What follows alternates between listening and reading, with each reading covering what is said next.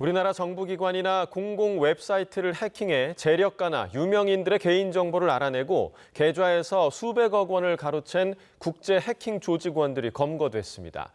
탈취한 개인정보로 몰래 알뜰폰을 개통하고 비대면 인증체계를 무력화한 것으로 조사됐습니다.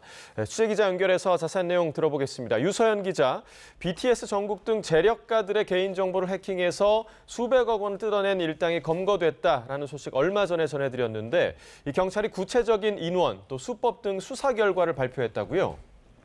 네, 서울경찰청 사이버수사대가 정부 웹사이트 등을 해킹해 재력가들 대상으로 수백억 원을 뜯어낸 혐의를 받는 국제 해킹 조직원들을 검거했습니다. 검거된 조직원은 모두 18명인데 해킹 등 핵심 범행을 맡은 총책 2명은 전부 중국 국적 조선족이었습니다. 이들은 2023년 7월부터 지난 4월까지 여러 공공 민간 웹사이트를 해킹해 개인 금융 그리고 인증 정보를 탈취해 수백억 원을 가로챈 혐의를 받습니다. 피해자 대부분은 사회적으로 저명한 재력가로 일당은 16명으로부터 390억 원을 뜯어냈고 10명으로부터 250억 원을 가로채려다 미수에 그친 거로 파악됐습니다.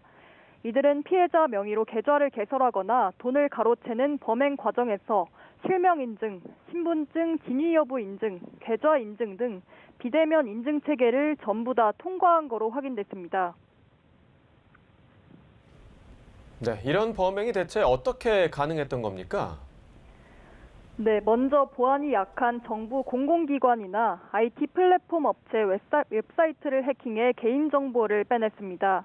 일당은 피해자 258명의 이름, 전화번호, 그리고 계좌번호와 금융자산 잔고 등 다수의 정보를 얻는 데 성공했는데요.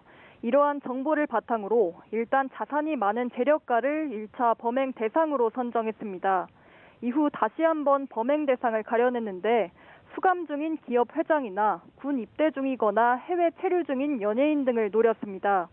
알뜰폰 개통 서비스를 해킹해 무단 개통하면 사업법에 따라 해당 명의자에게 알림이 가는데 그 알림을 곧바로 받을 수 없는 사람들을 고른 겁니다. 이렇게 휴대전화 본인 인증을 할 수 있게 되자 모바일 신분증이나 공동인증서, 아이핀을 발급하거나 신규 계좌를 개설하는 등의 범행이 가능해졌습니다. 이들 일당은 피해자 명의로 OTP 무단 발급까지 하며 이체 한도를 일일에 5억까지 높이기도 한 거로 조사됐습니다. 네, 해킹의 대상이 됐던 취약한 기관들에 대한 조치는 이루어졌습니까?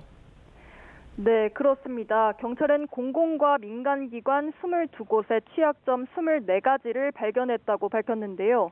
비밀번호 오류 제한 횟수가 정해져 있지 않았던 사이트 등입니다. 해당 유관기관에 통보하고 보안 개선 조치를 마쳤다고 경찰은 설명했습니다. 경찰은 또 이후 행정기관 보안 가이드라인이 배포됐고 지난해 5월 이후로는 피해 사실이 접수되지 않았다고 밝혔습니다. 다만 수사를 통해 확인된 보안 취약 요소는 개선됐지만 휴대전화 비대면 개통 절차 등에 잠재된 보안 취약 요소가 있을 수 있는 만큼 더욱 철저한 점검이 필요하다고 강조했습니다.